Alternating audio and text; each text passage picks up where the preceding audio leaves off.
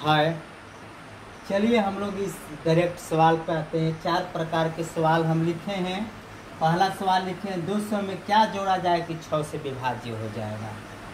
400 में क्या घटाया जाए कि 6 से विभाज्य हो जाएगा। 200 और 400 के बीच कितनी 6 से विभाज्य संख्या है, और 200 और 400 के बीच 6 से विभाज्य संख्याओं का योग ज्ञात कीजिए। आइए हम लोग इस सवालों को समझेंगे। बहुत ही शॉर्टकट में हम लोग बनाएंगे और आसानी से समझेंगे। इस प्रकार के बहुत सारे सवाल हो सकते हैं। ये एक नियम है, इस नियम को याद रख लेना है। 200 में क्या घटाया, ऐसे ही बहुत सारे सवाल आ जाएगा। 500 में क्या घटाया जाए कि वो 11 से विभाज्य होगा।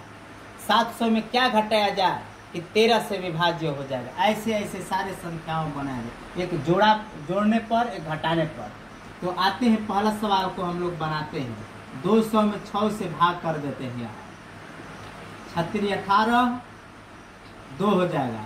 0 36 18, तो 200 से अधिक हो जाए। जोड़ना है तो इससे अधिक ले जाए। 6 दूनी 12 36 18 3 बार में जाएगा तो 3 बार से अधिक 4 बार में ले जाएंगे।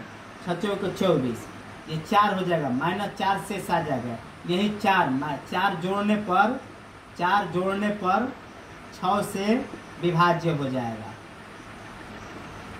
जाएगा। आंसर हो गया।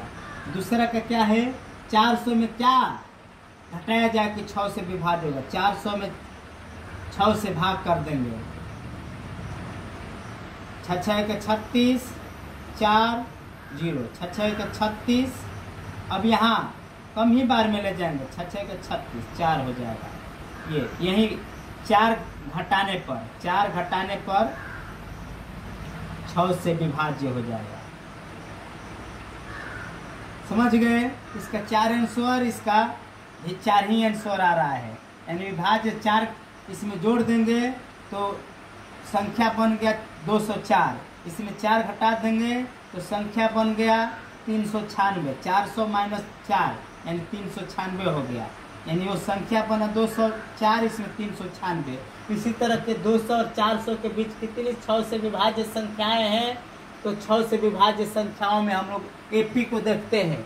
एपी को देखेंगे तो ये सारे चीज होता है, ये संख्याएं होता है। 1 2 3 4 5 2 4 6 8 10, ये बहुत सारे संख्याएं हैं। ये सब में अंतर है। इसमें 1 का अंतर, ये 1 1 बढ़ रहा है, 2 2 बढ़ रहा है, ये भी 2 2 बढ़ रहा है, ये 4 4 बढ़ रहा है, 0 0 बढ़ रहा है, ये 4 4 बढ़ रहा है, -3 3 घट रहा है, कम होते जा रहा है। तो ये एपी होता है। यही सारे चीजों के जितना भी ये बराबर जो बढ़ रहा है या घट रहा है या 0 हो रहा है, उसको सार्वअंतर कहते हैं। ये इसी सार्वअंतर को एपी है।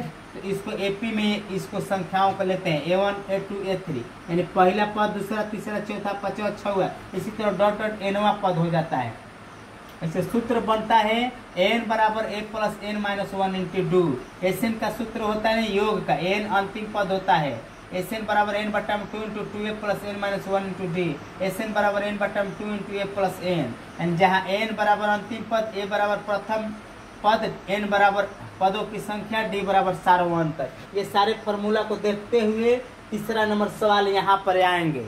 तीसरा नंबर सवाल में क्या है, 200 और 400 के बीच 6 से विभाज्य संख्या। तो 200 से जैसे पहला और दूसरा बनाए, उसी तरह पहला और दूसरा बना दें। यानी पहली संख्या प्राप्त हो गया 204, अंतिम संख्या 396। अब ये प्राप्त होने के बाद हम लोग इस सूत्र पे आ जाते हैं, एन वाला सूत्र पर। यानी पहला फार्मूला पर एन बराबर a + n - 1 × d। ए का एन का मान दिया है यहाँ 396, अंतिम पद